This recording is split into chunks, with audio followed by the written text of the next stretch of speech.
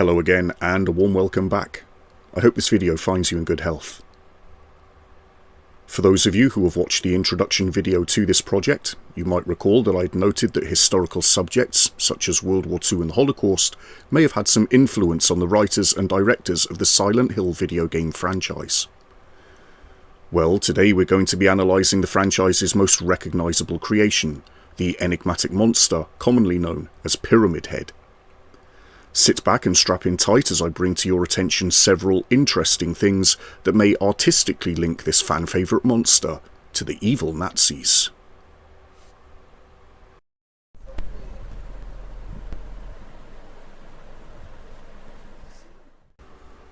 So, where should we begin with our analysis of the franchise's most famous icon? Well, let us start by highlighting that in the surface narrative of Silent Hill 2, Pyramid Head represents the dark side of the game's protagonist, the mysterious James Sunderland, and according to the game's art director Masahiro Ito, the creature is there not just to punish James for his past transgressions, but is also there to attack the other monsters that James sees in his delusion. This is an interesting choice of words here to describe the surreality of the game's events, and something that we'll come back to discuss at a later date. What might pique your curiosity here though is the lesser known fact that the creature's iconic helmet, the triangular shaped one that lends itself to the monster's memorable nickname, was factually modelled after the skirting of the most feared machine in the entire Nazi armoury, the terrifying Königstiger or King Tiger tank.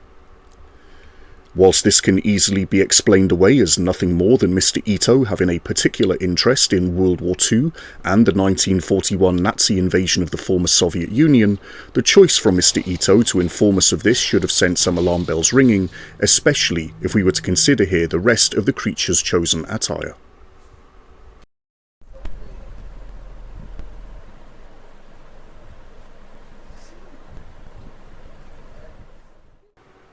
Here we can see that the monster is dressed up as a metaphorical butcher, including obviously wearing a butcher's apron. But it also wears black boots that are not too dissimilar in fashion to the infamous jackboots once worn by the Nazis' murderous protection squads. Whilst this may seem at first to be nothing more than a coincidental choice by the game's artists, it is worth reflecting on the historical crimes perpetrated by prominent members of Heinrich Himmler's infamous Schutzstaffel, because many of them would later come to be remembered by the iconic unflattering tag of Butcher of whatever city or province that they had earlier occupied, such as the Butcher of Prague, the Butcher of Lyon, the Butcher of Warsaw, etc.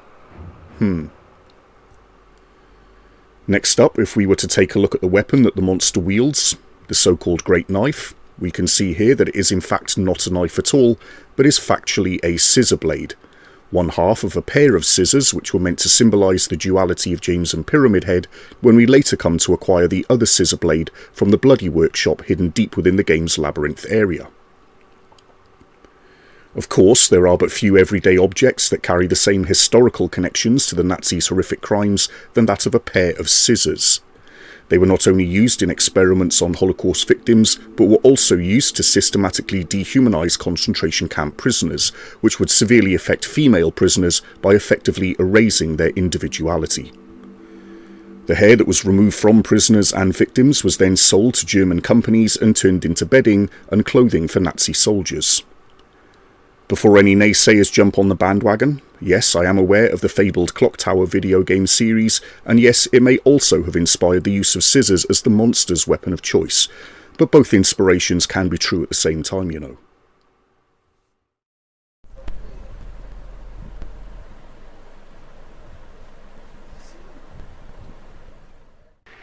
Before we move on to the next video, there are two more things that I want to quickly mention here. Firstly, for those of you who are still scoffing at the possible artistic connections between Pyramid Head and the Nazis, I advise you to bite your tongue and watch some more of the upcoming videos. Later in the project, we're going to be looking at various puzzles from Silent Hill 2 and Silent Hill 3 that may also be artistically linked to the murdering process enacted during the Holocaust, and this will make Pyramid Head's role in the game become much more apparent, and will justify Mr. Ito's remarks as to why the creature is there to hurt the other monsters that James encounters in his delusion. We'll return to discuss these puzzles in due course. Secondly, and finally, I want to highlight this particular logo. Do you notice how this logo looks an awful lot like Pyramid Head wielding a spear? I'm sure it's just a coincidence, but it is worth noting that Pyramid Head's other weapon, aside from the scissor blade, is in fact a spear. There may also be some abstract connection back to the Nazis here in the choice to give the creature this fabled weapon, and we will again return to discuss this during a future video. Oh wait, I forgot to explain what the logo was. Mr. Ito will already know this, but it happens to be the logo of the Sturmabteilung, or the SA, Adolf Hitler's brown shirts. Well, that's it for this video. I hope I haven't scared you off. Next up, we're going to be taking a more in-depth look at Silent Hill's art director Masahiro Ito, as I bring to your attention some startling information that will connect him back to those persecuted by the Nazis during the Holocaust.